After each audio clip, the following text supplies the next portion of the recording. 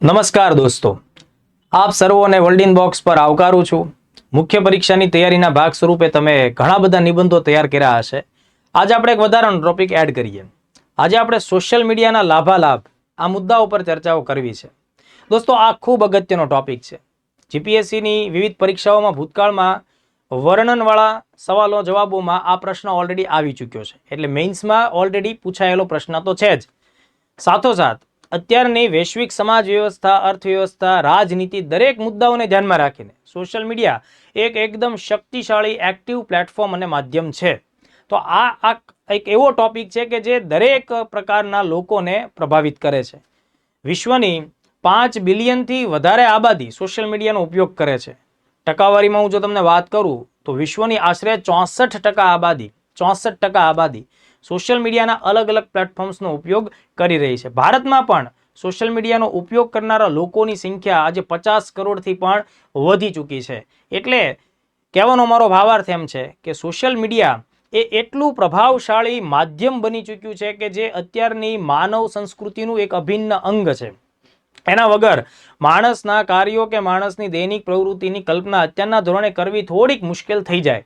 અત્યારના આધુનિક 21મી સદીના માણસના જીવનમાંથી જો તમે સોશિયલ મીડિયાની બાદબાકી કરી નાખો તો તમને જાણે એવું લાગશે કે 21મી સદીમાં માનવનું જીવન થંભી ગયું, એના જીવનમાંથી રંગ ઉડી ગયો, તેના જીવનનો સ્વાદ ઉડી ગયો અને માણસને એમ લાગે કે આપણે પછાત સમયમાં પાછા જતા રહ્યા, પાછળના સમયમાં આપણે જતા રહ્યા, આપણે આધુનિક માણસ રહ્યા નથી। એટલે અત્યારનો આધુનિક 21મી સદીનો માણસ છે એ સોશિયલ મીડિયા વગર રહી શકતો નથી એવું આપણે કહી શકીએ।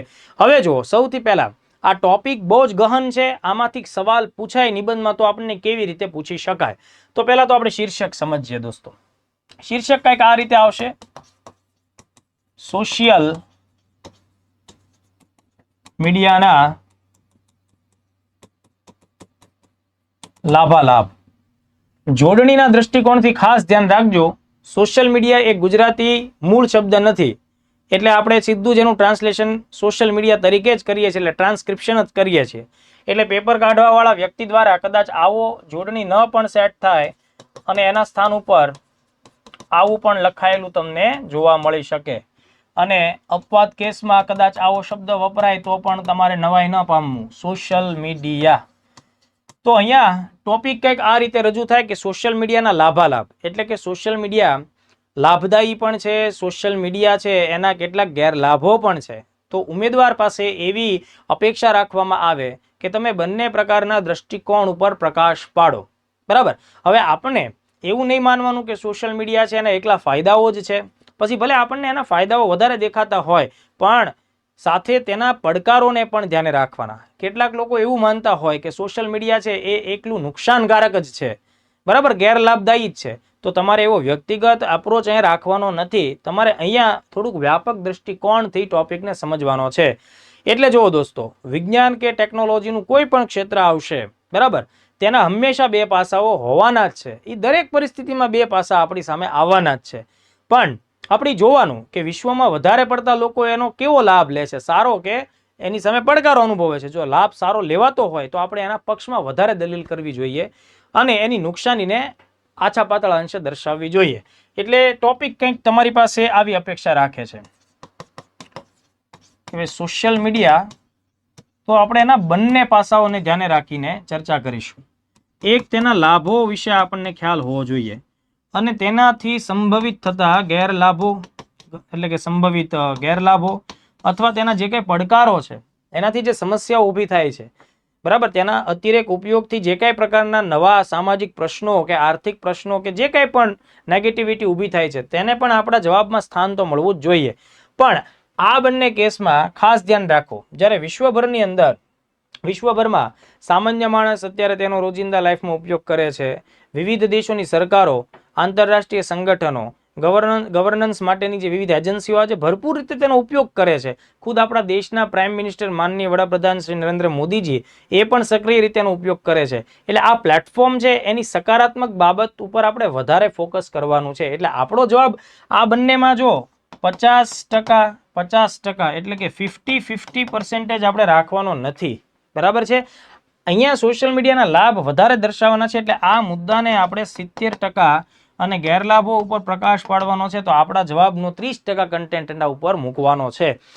આવા ટોપિક તમને કોઈ પણ આપવામાં આવી શકે, જેમ કે આ સોશિયલ મીડિયા છે ને એની જગ્યાએ કૃત્રિમ બુદ્ધિમત્તાના લાભાલાભ, બરાબર, અથવા ઈ ગવર્નન્સના લાભાલાભ. ઓકે, આવા કોઈ પણ ટોપિક જે આપે કે જેમાં તમારે લાભ અને હાનિ બંનેને ધ્યાનમાં રાખી અને ચર્ચાઓ કરવાની છે, તો ખાસ ધ્યાન રાખજો જવાબને એકદમ બેલેન્સ લેવલ ઉપર ન લાવતા. મતલબ તમારે જે જવાબો લખવાના છે તેમાં એના પોઝિટિવ પક્ષમાં વધારે તર્ક આપવાના છે, વધારે ઉદાહરણો આપવાના છે, વધારે દ્રષ્ટિકોણને રજૂ કરવાના છે. જ્યારે તેના ગેરલાભ દર્શાવો ત્યારે તમારે ગેરલાભો ઉપર પ્રકાશ તો ચોક્કસ પાડવાનો છે, પણ એવું એટલો બધો પ્રકાશ ન પાડતા કે આ આખો પેપર ચેક કરવાવાળો માણસ અંજાઈ જાય કે માર્ક્સ એને આપવું ન આપવું, બરાબર. એટલે એ રીતની આખી વિગતો તમારે ધ્યાનમાં રાખવાની. હવે જુઓ, આપણે નિબંધને ધીમે ધીમે આગળ વધારીએ તો સૌથી પહેલા આપણે નિબંધની શરૂઆત કેવી રીતે કરશું, એટલે કે જે એનો જે ફ્રન્ટ જે પહેલો ભાગ છે જેને આપણે જનરલી ઇન્ટ્રોડક્શન એટલે કે આપણે તેનો પરિચય અથવા પ્રસ્તાવના તરીકે ઓળખતા હોઈએ, તો પ્રસ્તાવનાના ભાગમાં આપણે કેવી ચર્ચા કરીશું, હું તેના વિશે થોડીક ચર્ચાઓ કરીશ. પછી એની મેઇન બોડીના અંતર્ગત આપણે એના લાભ અને એના ગેરલાભ બંનેનો સમાવેશ કરવાનો થશે. તેનો મુખ્ય ભાગ છે એ આ બે ભાગમાં વિભાજિત થશે. એમાં પણ અગેન હું ફરીથી રિપીટ કરું છું, લાભવાળા મુદ્દાને આપણે વધારે હાઇલાઇટ કરવાનો છે, તેના પડકારો છે, ગેરલાભો છે, એને આપણે થોડો લિમિટેડ વેમાં હાઇલાઇટ કરીશું, અને અંતે કન્ક્લુઝનમાં આપણે આગળ વધીશું. તો કન્ક્લુઝનમાં કેવી રીતે આગળ વધશું? કન્ક્લુઝન એટલે કે જે સમાપનનો મુદ્દો છે તેમાં સોશિયલ મીડિયા લાભદાયી છે, ગેરલાભદાયી છે, એ બધું જે તે વ્યક્તિની સોચ સમજ, એના ઈરાદાઓ, બરાબર, એ બધા ઉપર નિર્ભર કરે. સરકારે સામે કેટલાક કાયદાઓ બનાવવા જોઈએ, સરકારે કેટલાક સ્ટ્રિક્ટ પગલાઓ લેવા જોઈએ, અને એ બધું થાય તો એના લાભ વધારે આપણે સામાન્ય માણસ સુધી લઈ જઈ શકીએ એવા દ્રષ્ટિકોણથી આપણે એનું પોઝિટિવલી સમાપન પણ કરીશું. જે કાંઈ હું ચર્ચા કરીશ એ બધી જ ચર્ચાઓને લેખિત સ્વરૂપે PDF બનાવી અને હું તમારા ગ્રુપમાં એટલે કે આ એપ્લિકેશનમાં હું મૂકી દઉં છું. એટલે કે તમે જ્યારે આ વિડીયો જોતા હશો ને ત્યાં સુધીમાં તમારી પાસે નિબંધની કોપી પણ PDF સ્વરૂપે આવી ચૂકેલી હશે. સૌથી પહેલા હું અપેક્ષા એ વાતની રાખીશ તમારા બધા મિત્રો પાસેથી કે તમે પહેલા શાંતિથી આ ટોપિકને સમજી લેજો, પછી જાતે એ લખવાનો પ્રયત્ન તમે કરજો, બરાબર. પછી PDF છે એને ધ્યાને રાખજો, એટલે તમારો જવાબ કદાચ મારી PDF થી બેટર થઈ જ શકશે, એ વાત ઉપર ખૂબ ભરોસો રાખજો. તો જુઓ દોસ્તો, આપણે આપણા ટોપિકની ચર્ચામાં ધીમે ધીમે આગળ વધીએ. તો સૌથી પહેલા જે મેં તમને કીધું કે આપણે પ્રસ્તાવનાને ધ્યાનમાં રાખીશું. તો પ્રસ્તાવના અથવા તો જે તમે જવાબ લખવાના છો તેનું આપણે પહેલું પેજ વિચારીએ. માનો કે આ તમારી આન્સર શીટ છે, તેનું પહેલું પેજ છે, બરાબર. આપણે આવું વિચારીએ કે આ તમારું આન્સર શીટનું પહેલું પેજ છે. તો હવે આની અંદર આમાં આપણે આ પહેલા પેજને પ્રસ્તાવના તથા શરૂઆતનું પેજ ગણીશું, એટલે કે આને આપણે નામ આપીએ પેજ નંબર 1. ઓકે, તો જો ધ્યાનથી, તમારે આવું કાંઈ લખવાનું નથી. આ તમને હું સમજમાં આવે એટલા માટે મેં આ એક બોર્ડર બનાવી છે કે આ આપણી આન્સર શીટનું પહેલું પેજ હોય કે જેમાં એક ટાઇટલ આપ્યું હોય, એમાંથી આપણે એક ટોપિક પસંદ કર્યો છે. તો આ જે પહેલા પેજનો ઉપયોગ આપણે કેવી રીતે કરીશું? તો પહેલા પેજનો ઉપયોગ છે મિત્રો એ આપણે પ્રસ્તાવનાના અનુસંધાને અને આપણો નિબંધ શરૂ થાય ને એના અનુસંધાને કરવાનું થશે. તો જો મેં તમને અગાઉના એક નિબંધના ટોપિકમાં પણ ચર્ચા કરી છે કે ભાઈ નિબંધ સારો ક્યારે લાગશે? તો કે જ્યારે તમારી શરૂઆત એકદમ સરસ હશે, બરાબર, તમારી સ્મૂથ શરૂઆત હશે તો એ નિબંધ બહુ સારો રાખશે.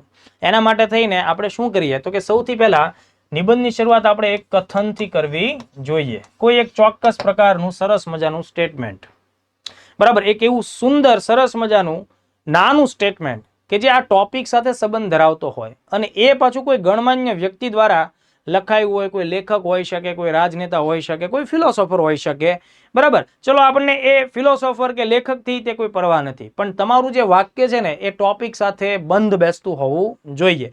તો હવે અહીંયા હું શું કરું છું, ખાસ ધ્યાન રાખજો કે ભાઈ મારે સોશિયલ મીડિયાના લાભ અને ગેરલાભને દર્શાવવાની વાત હોય, એટલે કે સોશિયલ મીડિયાના મહત્વને ધ્યાનમાં રાખીને મારે ચર્ચા કરવાની હોય, તો મારો નિબંધ જ્યારે શરૂ થાય છે તો મારી પ્રસ્તાવના પણ કંઈક એવા જ મુદ્દાથી, એવા જ કથનથી શરૂ થવી જોઈએ, બરાબર.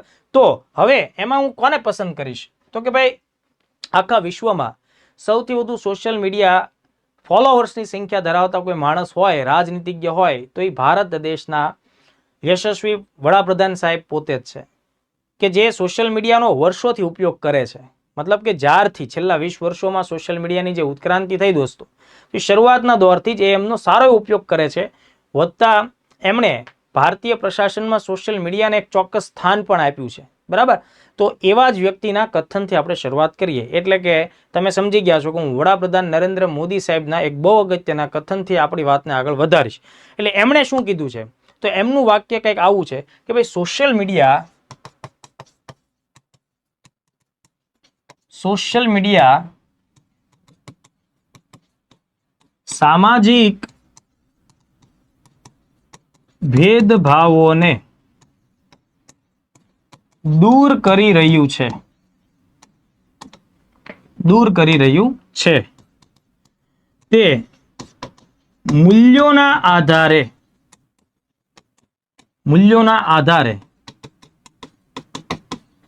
લોકોને જોડી રહ્યું છે. તો આ જે સ્ટેટમેન્ટ છે એ માનનીય વડાપ્રધાન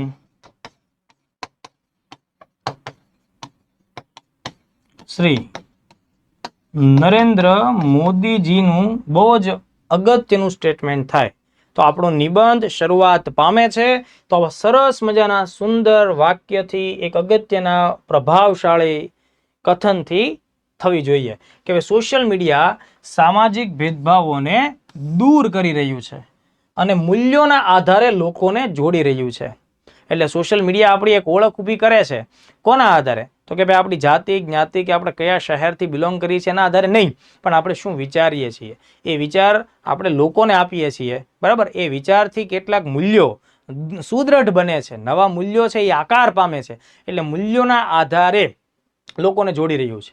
મતલબ કે લોકોને સામાજિક સેવા તરફ પ્રેરી રહ્યું છે, લોકોને શૂરવીરતા તરફ પ્રેરી રહ્યું છે, લોકોને સર્જનાત્મકતા તરફ સોશિયલ મીડિયા લઈ જઈ રહ્યું છે. એટલે જે વ્યક્તિ મૂલ્યોના આધારે લોકોને જોડે છે, તો આ કયા પ્લેટફોર્મથી થાય છે? સોશિયલ મીડિયાના પ્લેટફોર્મથી થાય છે. તો તમારે છે ને આ વાક્યનું પછી અર્થઘટન સમજાવવાનું નથી. તમારે માત્ર તમારા નિબંધની જે શુભ શરૂઆત છે, તમારા નિબંધના શ્રી ગણેશાય છે, એ આનાથી કરવાનું છે. સોશિયલ મીડિયા સામાજિક ભેદભાવોને દૂર કરી રહ્યું છે, તે મૂલ્યોના આધારે લોકોને જોડી રહ્યું છે. બરાબર, આ જે સ્ટેટમેન્ટ છે એ તમે ક્યાં લખ્યું? તો કે જુઓ, તમે ફર્સ્ટ પેજમાં આ જગ્યા ઉપર આ સ્ટેટમેન્ટ તમે લખ્યું. ક્લિયર થાય છે? હવે જો આ પેજ જો આપણી પાસે ઘણું બધું બાકી છે, તો આ પેજમાં આપણે શું લખીશું? તો જો આપણી જે શરૂઆત છે ને એને પોઈન્ટ ઓફ વ્યૂ આપણે થોડીક ચર્ચા કરીએ કે હવે જો અહીંયાથી આપણે પહેલા પેરેગ્રાફમાં બેઝિક વાત કરવાની છે, જે હું તમને શીખવાડું. અને આ બેઝિક વાત જો તમને ખબર પડી ગઈ, બરાબર, જો આ સામાન્ય વાત ખબર પડી ગઈ, તો તમારે એ દરેક પ્રકારના આવા લાભાલાભ વાળા નિબંધો હોય ને એમાં એ લાગુ કરી દેવાની છે. જેમ કે તમને કૃત્રિમ બુદ્ધિમત્તા માટે પૂછે તો પણ જો અહીંયા જે હું તમને ફર્સ્ટ પેરેગ્રાફમાં જે વાત સમજાવીશ એ જ વાત તમારે કૃત્રિમ બુદ્ધિમત્તામાં પણ વાપરવાની છે. સોશિયલ મીડિયાની જગ્યાએ કૃત્રિમ બુદ્ધિમત્તા અહીંયા ઈ ગવર્નન્સના મુદ્દાઓ ઉપર આપે છે, અથવા કોઈ પણ નવી બાબત જે અત્યારના વિશ્વ સમક્ષ ઊભી રહેતી હશે, જેના બે પક્ષ પડતા હશે, લાભ પણ હશે, પડકારો એટલે ગેરલાભો પણ હશે, એ બધા માટે આપણે આ વાતને લખીશું. પછી આપણે શું કરીશું દોસ્તો? તો કે એની જ નીચે આ જ પેજમાં સોશિયલ મીડિયાની વ્યાખ્યા લખશું અને કેટલીક આંકડાકીય વિગત પણ આપીશું. તો હવે આપણે ચાલુ કરીએ. બરાબર, આ આખો મુદ્દો કથનથી આપણો હવે આગળ વધે છે. તો ફર્સ્ટ નંબરના પેજ ઉપર જ આપણે છીએ. બરાબર, પેજ નંબર 1 આપણું ચાલી રહ્યું છે અને હવે કથન આપણું પૂરું થઈ ગયું છે. કથન પછીનો આપણો પહેલો પેરેગ્રાફ આપણે જોવાનો છે. તો જો એક એવી બાબત છે, હવે જે હું વાત કરું છું ખાસ ધ્યાન રાખજો. જે નિબંધની શરૂઆત થાય છે કે કોઈ પણ પ્રકારનું પરિવર્તન હંમેશા પોતાની સાથે અનેક પ્રકારના સંશયો, પડકારો અને સંભાવનાઓ લઈને આગળ વધતું હોય છે. વર્તમાન 21મી સદીમાં સોશિયલ મીડિયા પણ આવું જ એક નવું પરિવર્તન ઉભરી આગળ વધી રહ્યું છે. મતલબ તમે જો એકદમ સ્મૂથ શરૂઆત કરી, જે હું આ વાક્ય બોલ્યો છું એ તમારી નિબંધની પીડીએફમાં છે જ, એટલે ચિંતા ના કરતા, પણ તમે એને પોઝ કરી જાતે લખવાનો પ્રયત્ન કરજો. તો આ પહેલા પેરેગ્રાફમાં આપણે શું વાત કરીએ કે કોઈ પણ પ્રકારનું જ્યારે પરિવર્તન આવતું હોય, સીધી વાત છે ને, સહજ વાત છે, તો એ કોઈ પણ પરિવર્તન આવશે ત્યારે માણસ પહેલું શું કરશે? અસહજતા અનુભવશે. ડર અનુભવશે, ચિંતા અનુભવશે કે સાલું શું થશે, કામ આગળ વધશે, નહીં આગળ વધે, સફળ થશું, લાભ થશે કે ફેલ થશું કે ગેરલાભ થશે. એટલે વાત હું ફરીથી કહું છું, અને તમારે ડિટેલમાં એક્સપ્લેન કરવાનું જ નથી. મેં જેટલું વાક્ય કીધું એ એઝ ઇટ ઇઝ મગજમાં રાખવાનું છે અને એને છાપવાનું છે. કારણ કે તમારી પાસે લખવા માટે સ્પેસ છે એ 4 પેજની જ છે, શબ્દોની મર્યાદા છે, એનાથી બહાર જઈને તમે લખી શકવાના નથી. એટલે હું ફરીથી આ વાતને રિપીટ કરું છું કે કોઈ પણ પ્રકારનું પરિવર્તન પોતાની સાથે અનેક પ્રકારના સંશયો, અનેક પ્રકારના પડકારો અને સંભાવનાઓ લઈને આગળ વધતું હોય છે. વર્તમાન 21મી સદીમાં સોશિયલ મીડિયા પણ આવા જ પ્રકારનું એક અગત્યનું પરિવર્તન તરીકે ઉભરી રહ્યું છે. શબ્દોમાં તમે તમારી રીતે ફેરફાર કરી શકો છો. હું જે બોલું છું એ જ લખવું એવું જરૂરી નથી, પણ શબ્દ મર્યાદા વધી ન જાય એ બાબતને ધ્યાનમાં રાખીને તમે આ મારા જવાબને થોડા ઘણા અંશે મોડિફાઈડ કરી અને પોતાનું જે મૌલિક તત્વ હોય એને તમારે એડ કરવાનું થશે. એટલે પહેલો પેરેગ્રાફ મેં તમને સમજાવી દીધો. આ જ વાત હવે કૃત્રિમ બુદ્ધિમત્તાના અનુસંધાને પૂછાય તો ઉપરનું વાક્ય સેમ રાખવાનું કે કોઈ પણ પ્રકારના પરિવર્તનો પોતાની સાથે અનેક પડકારો, સંશયો અને સંભાવના લઈને આગળ વધતા હોય છે.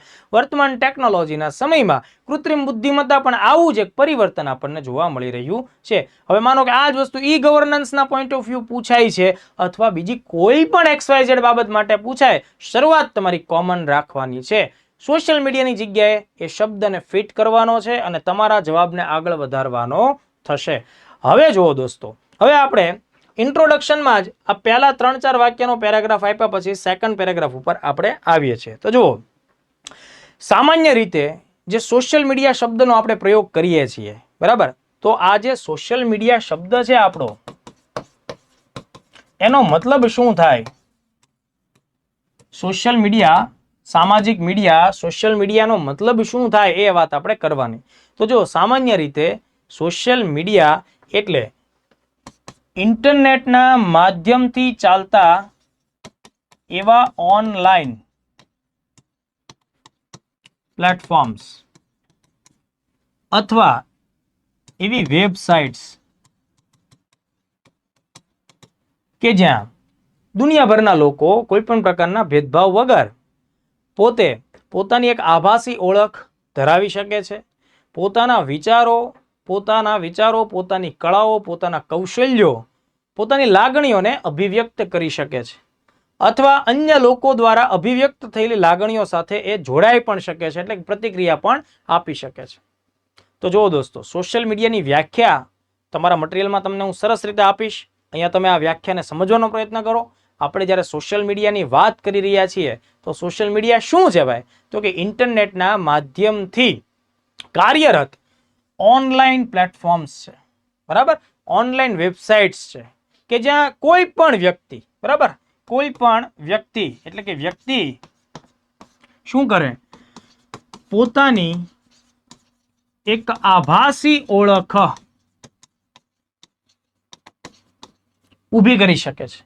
પોતાની એક વર્ચ્યુઅલ આઈડેન્ટિટી, આભાસી ઓળખ, રિયલ આઈડેન્ટિટીની જરૂર નથી, બરાબર. ઘણા હોય છે ને, ગીરનું હાવજ કરીને એકાઉન્ટ ધરાવતા હોય ફેસબુકમાં, બરાબર. આવા કેટલાય ઉદાહરણો તમને આપી શકાય.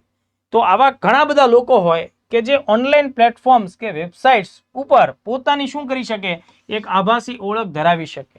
પછી શું કરે? તો કે પોતાની લાગણીઓને, પોતાના કૌશલ્યને, પોતાની સંવેદનાઓને,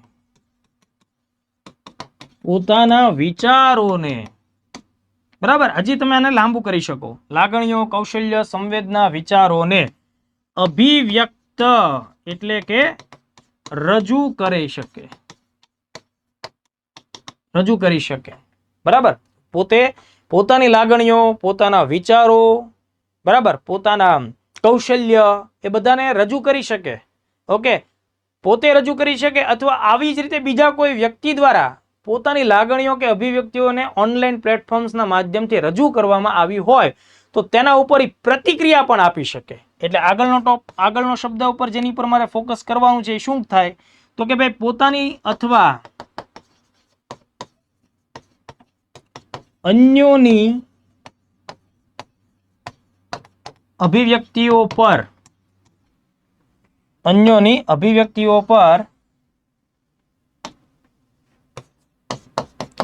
પ્રતિક્રિયાઓ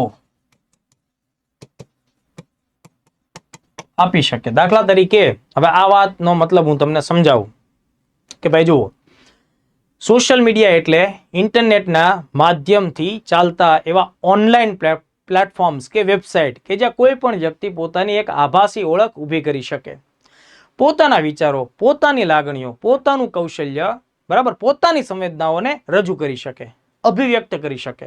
કેટલાક લોકો મેસેજ ટાઈપ કરતા હોય, સોશિયલ મીડિયામાં વોટ્સએપ જે છે દાખલા તરીકે એમાં સ્ટેટસ લખતા હોય કે ભાઈ ફિલિંગ સો એન્ડ સો, કે ભાઈ મને અત્યારે આવું અનુભવાય છે, ગોઈંગ ટુ XYZ ડેસ્ટિનેશન, હું આ જગ્યાએ જઈ રહ્યો છું, એટલે માહિતી રજૂ કરે છે, પોતાની લાગણી રજૂ કરે છે.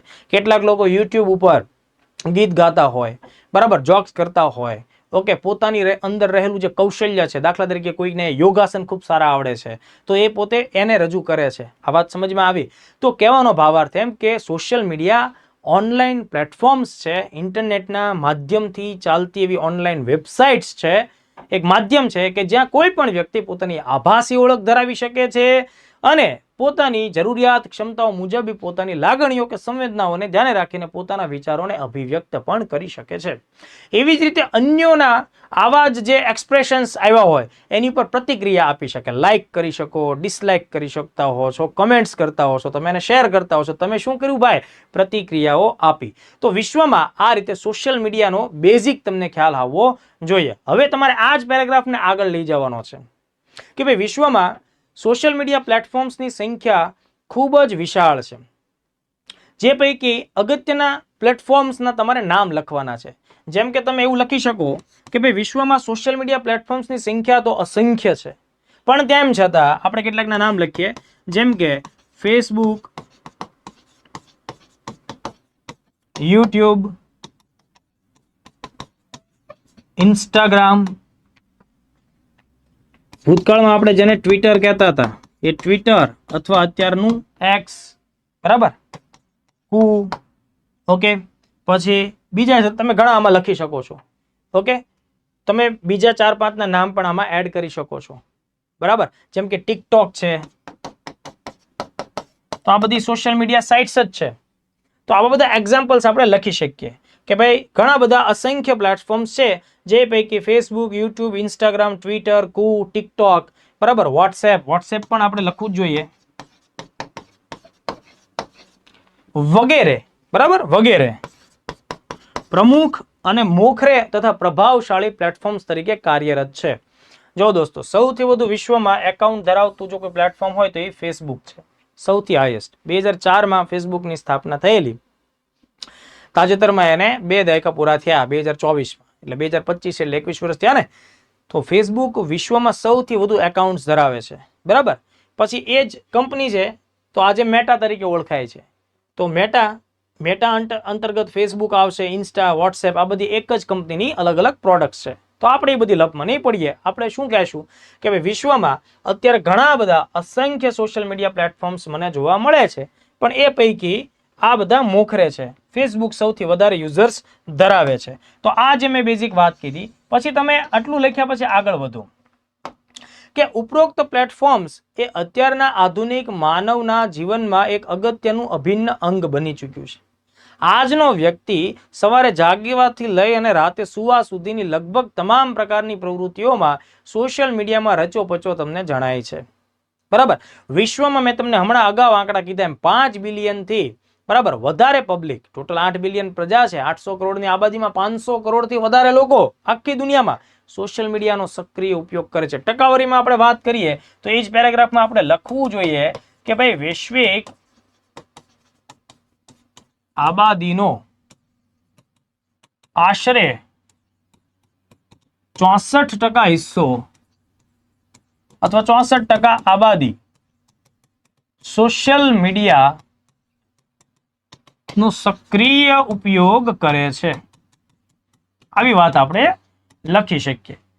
ભારત જેવા દુનિયાના સૌથી વધુ આબાદી ધરાવતા વિશ્વના સૌથી મોટા લોકતાંત્રિક દેશમાં આશરે 50 કરોડથી પણ વધુ લોકો સોશિયલ મીડિયાનો ઉપયોગ કરતા જણાય છે. તો જો આશરે તમે જ્યારે આટલું લખશો ને તો પહેલું પેજ તમારું કમ્પ્લીટ થશે.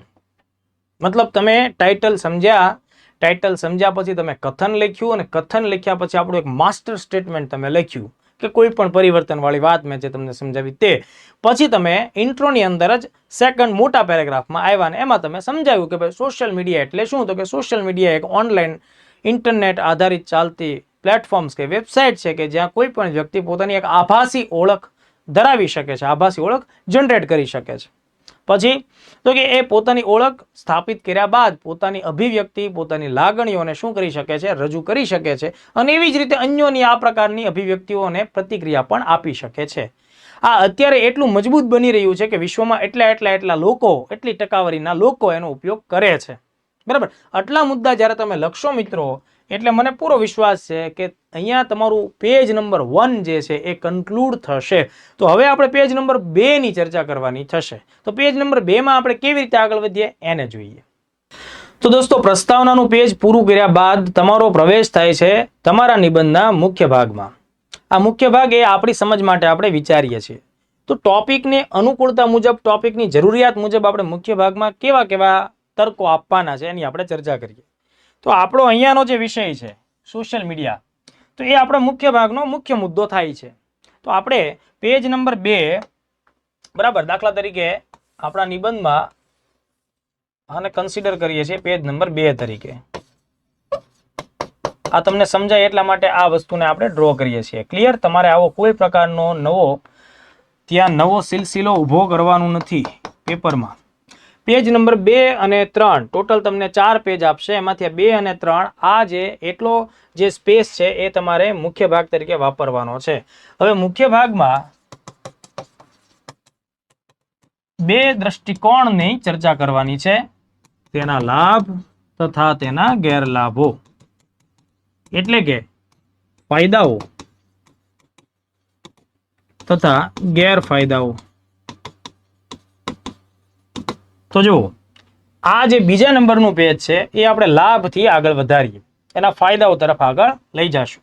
પણ લાભ તરફ આપણે વધારે જવાબને ઝૂકેલો રાખવાનો હોવાને લીધે બીજા નંબરનું પેજ વત્તા ત્રીજા નંબરના પેજનો 25% જેટલો હિસ્સો એ લાભ ઉપર આપણે કેન્દ્રિત રાખીએ. ગેરલાભ અથવા તો એના જે ગેરફાયદાઓ છે એ આ પેજ નંબર 3 માં 75% જે સ્પેસ છે એની અંદર દર્શાવી શકાય. લાભ જે દર્શાવવાના છે તેમાં અગત્યના આપણે 7 થી 8 વિવિધ ક્ષેત્રોમાં કેવા લાભ થાય એને દર્શાવશું. ગેરલાભમાં આપણે 4 થી 5 જેટલા ફિલ્ડને હાઇલાઇટ કરીશું કે જેમાં વિવિધ પ્રકારના મોટા પાયા ઉપર ગેરલાભો આપણને જોવા મળે છે. તમે જુઓ દોસ્તો, આ જે હું વાત કરું છું એ ઓફ ટ્રેક છે. તમારા લખાણમાં આ વાત નહીં આવે. આ હું તમને સમજાવવા માટે કરું છું. તમે સવારમાં જાગો છો, મોબાઈલનો ઉપયોગ ચાલુ થાય છે, બરાબર. તમે ટ્રાવેલિંગ દરમિયાન મોબાઈલનો ઉપયોગ કરતા હોય, ઘરે લોકો બધા બેઠા હોય, એમાં વાતચીત ચાલતી હોય છતાં આપણું મોબાઈલમાં કંઈક ને કંઈક સ્ક્રોલિંગ ચાલતું હોય, કોઈ ક્રિયા પ્રતિક્રિયા આપણી ચાલતી હોય, આપણે કોઈને કોઈ સ્ટેટસ ચડાવતા હોય, આપણે બહાર ફરવા જઈએ છીએ તો ફરવામાં પ્રાકૃતિક તત્વોને માણવાની જગ્યાએ આપણે તેની ફોટોગ્રાફી, વિડીયોગ્રાફી એટલું કરીએ એટલે આપણે એમ થાય ધેટ્સ ઇનફ, આપણે આ કામ કરી નાખ્યું. લોકો રેસ્ટોરન્ટમાં જમવા બેઠા હોય છે ત્યારે પણ સતત એના હાથમાં મોબાઈલ હોય છે, એટલે કે એ સતત મોબાઈલ જીવી બની ગયા છીએ આપણે. હવે એમાં આપણી સામે શું આવતું હોય છે? કેટલીક સારી બાબતો પણ આવતું હોય, કેટલીક નબળી બાબતો પણ આવતું હોય. દાખલા તરીકે વિરાટ કોહલી 51મી સદી મારે છે તો 2 દિવસ સોશિયલ મીડિયા ઉપર 51મી સદીના ગુણગાન, ક્રિકેટનું મહત્વ, ક્રિકેટ તરફની જે આખી ફિલોસોફી છે એ બધી આપણી સામે આવશે. કોઈ જગ્યાએ અકસ્માત થશે તો એની માહિતી આપણા સુધી આવશે. સરકારનો કોઈ નિર્ણય હશે, દાખલા તરીકે ગુજરાત રાજ્યએ હમણાં બજેટ રજૂ કર્યું 2025-26ના સંદર્ભમાં, થોડા દિવસો પહેલા કેન્દ્ર સરકારનું બજેટ આવ્યું તો બજેટની ચર્ચાઓ આપણા સુધી આવશે, બરાબર. તો મારો કહેવાનો ભાવાર્થ એમ કે ભાઈ વિવિધ પ્રકારના ક્ષેત્રોમાંથી માહિતીઓ ભેગી થઈ મોબાઈલ પ્લેટફોર્મના માધ્યમથી તમારા સુધી, તમારા વિચારો સુધી, તમારા મગજ સુધી પહોંચે છે. તો હવે આમાંથી મારે પહેલા લાભવાળા મુદ્દાઓ મને કેવા મળે છે. દાખલા તરીકે તમને મોબાઈલમાં કંઈક સારી ઇન્ફોર્મેશન મળે છે કે ભાઈ સરકારે ફલાણી યોજના લોન્ચ કરી, તમને માહિતી મળી, બરાબર. તમે એ માહિતીના આધારે એ લાભ લઈ શકવાના છો.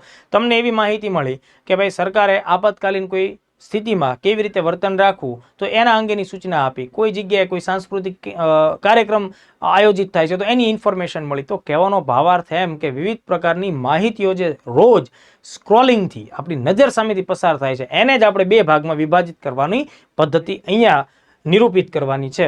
તો હવે જુઓ, આપણે એવું નહીં લખીએ ટાઇટલ કે સોશિયલ મીડિયાના લાભ, પણ આપણે એવું લખીશું કે ભાઈ વર્તમાન 21મી સદીમાં આધુનિક ટેકનોક્રેટ માણસના જીવનમાં સોશિયલ મીડિયા વિવિધ પ્રકારના પાસાઓને આવરીને બેઠું છે. સવારે વ્યક્તિ જાગે છે ત્યારથી લઈને પોતાની રોજિંદી પ્રવૃત્તિઓથી લઈ રાતે સુવા સુધીના સમયમાં સતતપણે સોશિયલ મીડિયાના પ્રભાવ હેઠળ જોવા મળે છે.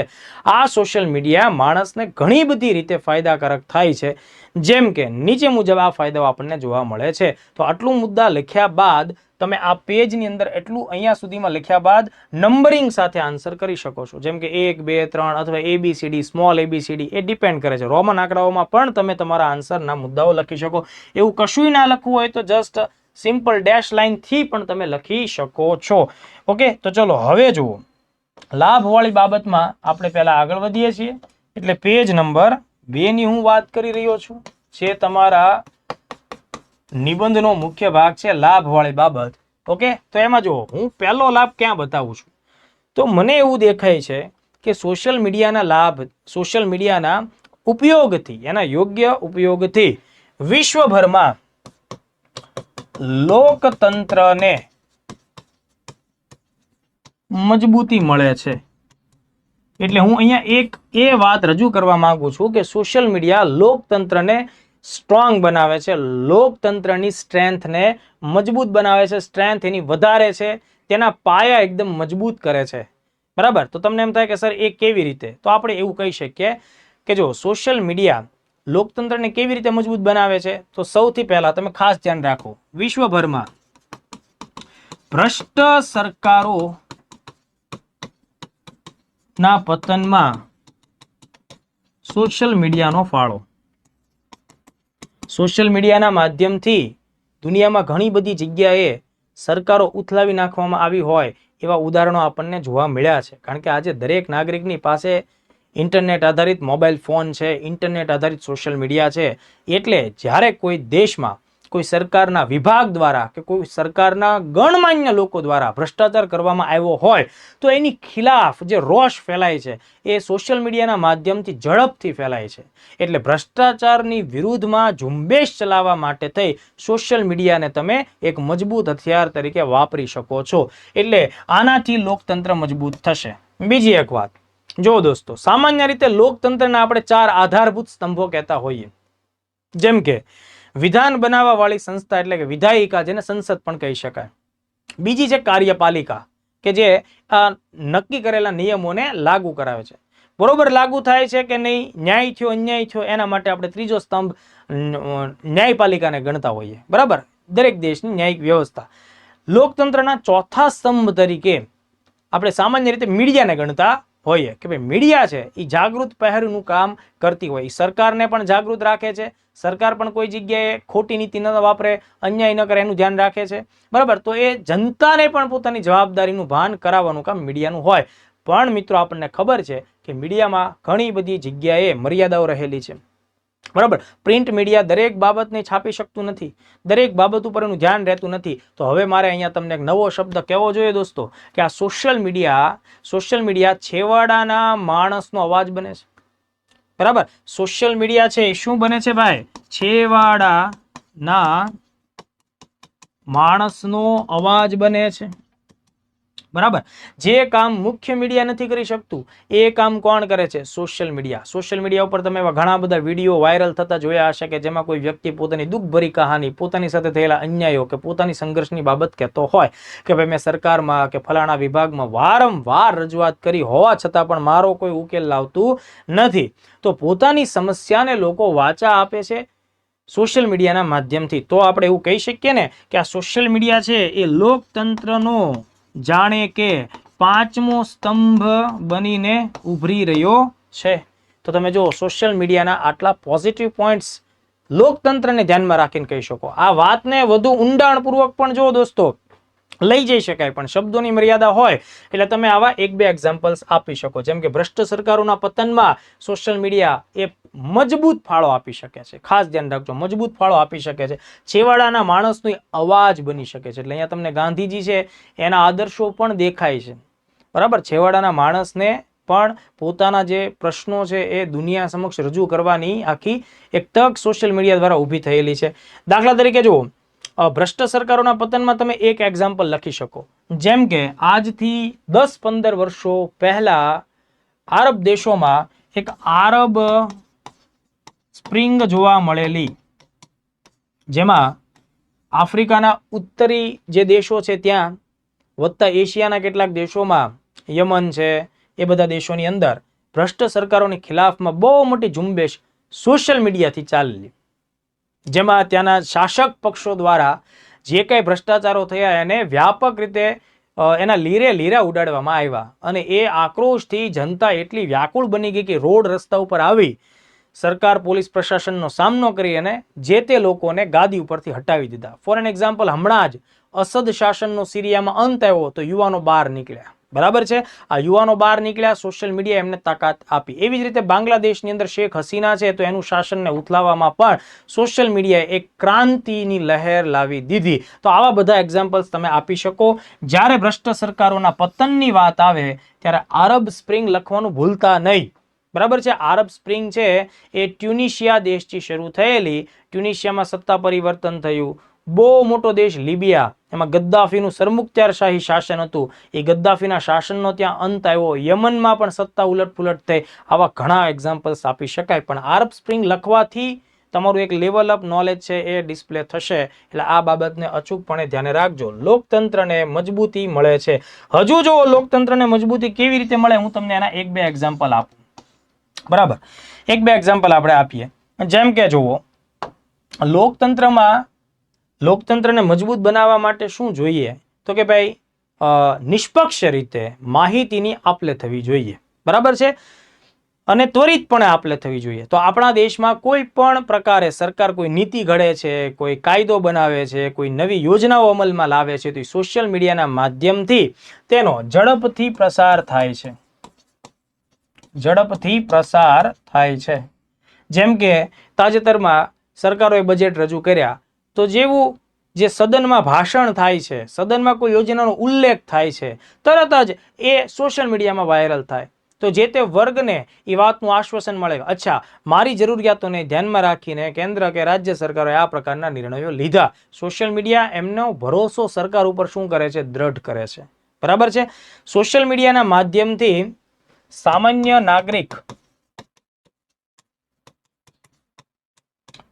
નાગરિક તથા સરકાર વચ્ચે યોગ્ય સંવાદ શક્ય બન્યો છે. હું તમને સમજાવું. જ્યારે સોશિયલ મીડિયા હતું નહીં દોસ્તો, ત્યારે આપણા પ્રાઇમ મિનિસ્ટર શું વિચારે છે, આપણા રાષ્ટ્રપ્રમુખ શું વિચારે છે, આપણા મુખ્યમંત્રી શું વિચારે છે, એ જનતાને ભાગ્યે જ ખબર પડતી અને પ્રિન્ટ મીડિયાના માધ્યમથી ખબર પડતી, જેની પણ ઘણી બધી લિમિટેશન્સ હતી. આજે પ્રાઇમ મિનિસ્ટર સાહેબ છે એ કોઈ પણ નવી વાત કરે છે, ઓકે, તો દાખલા તરીકે કોઈ વિદેશ પ્રવાસ કરે છે, કોઈ યોજના રજૂ કરે છે, તો એનાથી શું થાય છે? સોશિયલ મીડિયા પ્લેટફોર્મ ઉપર એની ઝડપથી જાહેરાત આવે છે.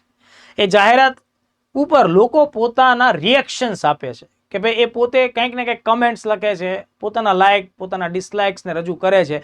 આનાથી લોકો શું વિચારે છે, લોકોનું સરકારના નિયમો, નીતિઓ ઉપર લોકોની પ્રતિક્રિયા શું છે, એ આપણે સોશિયલ મીડિયાના માધ્યમથી સમજી શકીએ છીએ, સારી રીતે જાણી શકીએ છીએ. તો આ મુદ્દો ખાસ તમે ધ્યાન રાખો.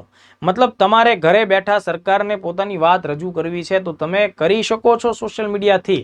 જેમ કે મન કી બાત કાર્યક્રમ આપણા માનનીય વડાપ્રધાન સાહેબ ચલાવે છે, તો મન કી બાત કાર્યક્રમ માટેનો જે કોન્ટેન્ટ તૈયાર થાય છે, તો એ આખા દેશના ઘણા બધા લોકોએ પોતાના જે વિચારો રજૂ કર્યા હોય છે તેને વ્યવસ્થિત સમરાઇઝ કરીને એ આખી બાબતને રજૂ કરવામાં આવતી હોય. તો કહેવાનો ભાવાર્થ એમ કે સોશિયલ મીડિયાના લાભમાં લોકતંત્રની મજબૂતી રહેલી છે. ભ્રષ્ટ સરકારો હોય તો તેને બેદખલ કરવાનો પાવર સોશિયલ મીડિયાના માધ્યમથી જનરેટ થાય છે. છેવાડાનો જે માણસ છે તેની વેદના, તેની લાગણી, તેની રજૂઆતોને સોશિયલ મીડિયા પ્લેટફોર્મ આપે છે. તો આ પહેલો મુદ્દો તમારે આ રીતે રજૂ કરવાનો થાય. પછી શું થાય દોસ્તો? બીજો મુદ્દો. દાખલા તરીકે બીજા મુદ્દામાં આપણે પ્રશાસન તથા વહીવટી કામગીરીની સુગમતા. જો દોસ્તો, એક સારા લોકતાંત્રિક સમાજની સામાજિક અને આર્થિક જરૂરિયાતોને ધ્યાનમાં રાખીને સરકાર વતી કામ કરતા અલગ અલગ વિભાગો કે મંત્રાલયો, બરાબર, એ પોતે ખૂબ નિષ્ઠાથી કામ કરતા હોય. હવે કોઈ પણ કામ છે એ અંજામ સુધી પહોંચે, એ ચોક્કસ સફળતા કે લક્ષ્યાંક સુધી પહોંચે, એના માટે જરૂરી છે લોકો સાથે તેમનો સંવાદ. તો આજે પ્રશાસનના લગભગ દરેક વિભાગો સોશિયલ મીડિયાનો ઉપયોગ કરીને પોતાના લક્ષ્યાંકોને પ્રાપ્ત કરવાનો પ્રયત્ન કરે છે. દાખલા તરીકે આપણે વાત કરીએ તો જુઓ, ગુજરાત પોલીસ છે, ઓકે, તો ગુજરાત પોલીસ પણ ઇન્સ્ટાગ્રામ, ફેસબુક, યુટ્યુબ જેવા વિવિધ પ્રકારના પ્લેટફોર્મ્સ ઉપર સક્રિયતા દાખવે છે, લોકોને જનજાગૃત કરવાનો સતત પ્રયત્ન કરે છે. એવી જ રીતે દોસ્તો એન્ટી કરપ્શન બ્યુરો છે,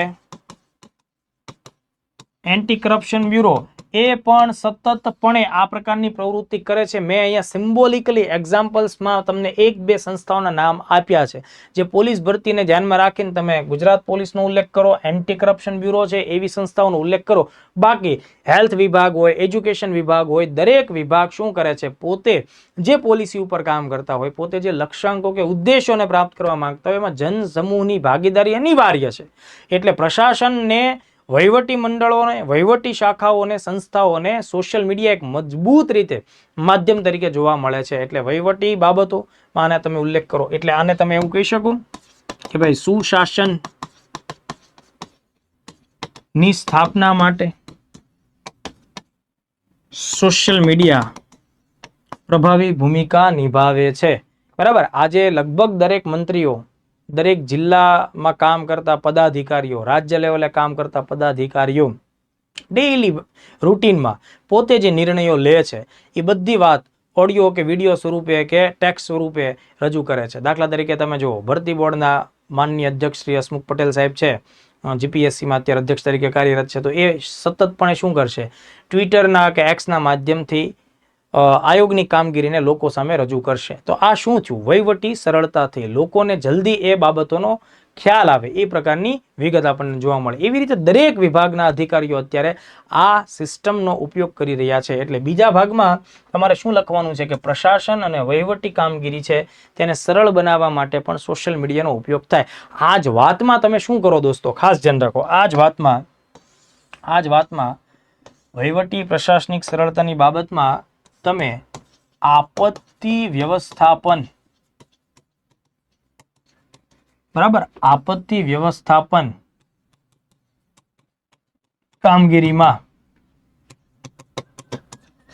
સોશિયલ મીડિયા પ્રભાવી ભૂમિકા ધરાવે છે. કોઈ જગ્યાએ કોઈ ડેમ તૂટે છે, કોઈ જગ્યાએ કોઈ એક્સિડન્ટ થાય છે, એના લીધે અમુક રોડ બ્લોક થાય છે, અથવા અત્યારના જ સમયમાં તમે જુઓ દોસ્તો તો મહાકુંભનું જે આયોજન થયું એમાં પણ સરકાર અને પ્રશાસન દ્વારા, પોલીસ વિભાગ દ્વારા સતતપણે લોકોને જાગૃત કરવામાં આવ્યા, સતતપણે લોકોને માહિતી આપવામાં આવી. બરાબર. તો એ એક પ્રકારે વ્યવસ્થાપન અથવા તો આપત્તિ વ્યવસ્થાપન જેવી કામગીરીમાં પણ સોશિયલ મીડિયાનો ભરપૂર ઉપયોગ કરવામાં આવી રહ્યો છે. તો આ બાબતને પણ પ્રશાસનના મુદ્દા સાથે તમારે ખાસ જોડવું જોઈએ.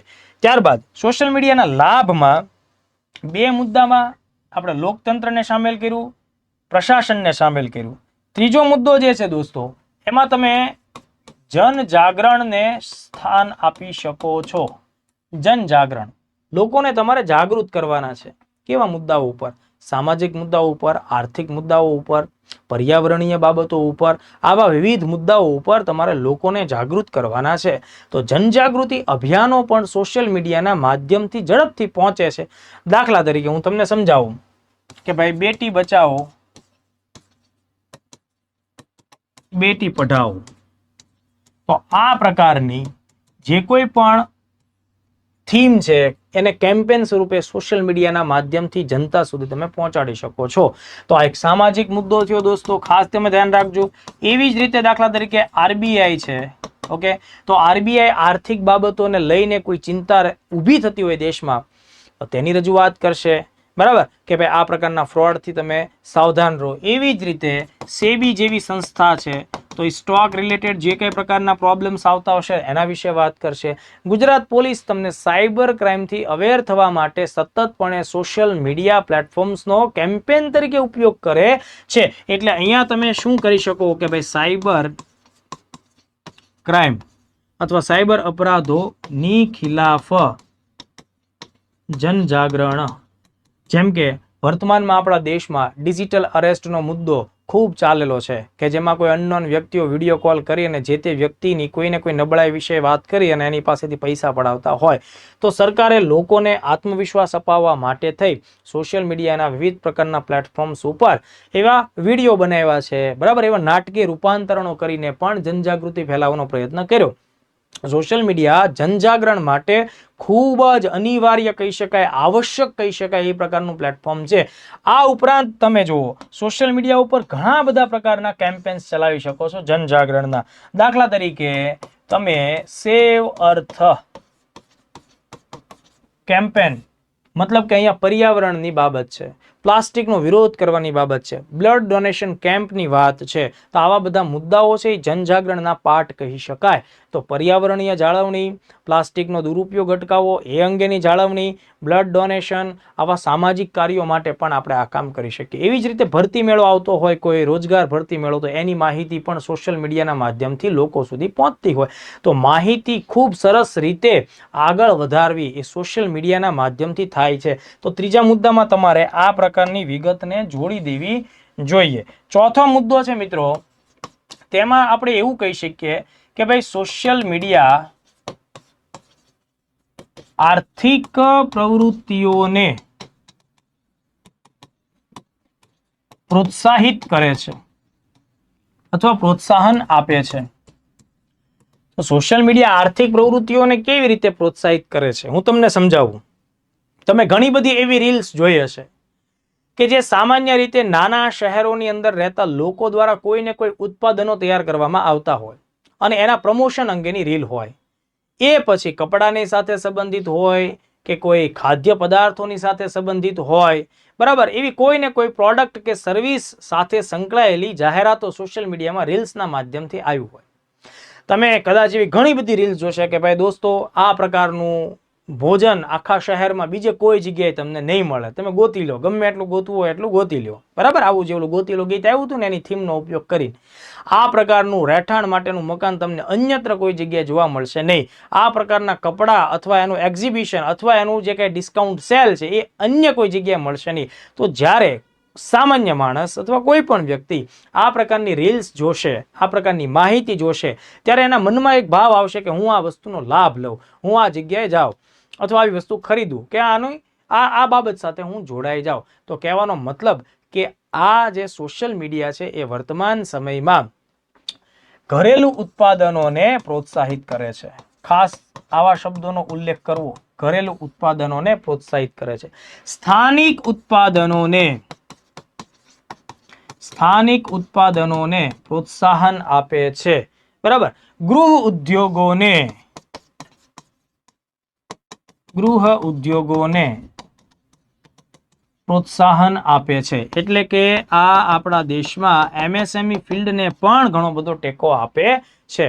તો આ પ્રકારની રીલ્સ જોવાથી દેશમાં અર્થવ્યવસ્થાની ગતિ ઝડપથી આગળ વધશે, આર્થિક પ્રવૃત્તિઓ વેગવાળી બનશે, લોકોની ખરીદી વધશે. કારણ કે આપણને ખ્યાલ છે કે આપણે જ્યારે આવું કંઈક જોઈ જઈએ કે ભાઈ ખૂબ સરસ મજાના શૂઝ જોઈએ, કપડાં જોઈએ, કોઈ જ્વેલરી જોઈએ, તરત આપણા મનની અંદર કે ને લડ્ડુ ફૂટ્યા એમ 2-3 લડ્ડુ ફૂટી જાય. આપણને એમ થાય કે આ વસ્તુ આપણી પાસે કેમ નથી, તો આપણે લઈએ. તો આ બાબત છે એ અર્થવ્યવસ્થાના દ્રષ્ટિકોણથી પોઝિટિવ છે, કારણ કે તમે તરત ઓનલાઈન ઓર્ડર કરશો અથવા તો જે તે શોપ ઉપર જઈને એ વસ્તુ ખરીદવાની કોશિશ કરશો.